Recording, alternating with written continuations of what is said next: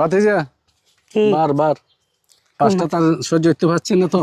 তুরুমিয়ে আদে যান আরো স্টক করে মরে যান কা আপনার দাদার আমলের ওয়াল পার কতদিন শুনেবেন কিছু তো করতে নারেন।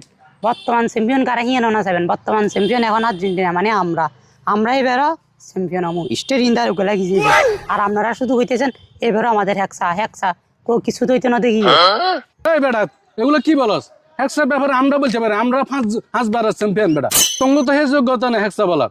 আন্না আঙ্গুরে হেক্সার কথা কন যে আন্নের যে নেমের এটা মাঠে নামলে লগে জায়েদ খানের মতন খালি ডিগ বেশি গিয়া এটা তার কিছু করতে হই না আরে ভাতিজা কারলো কি বলস?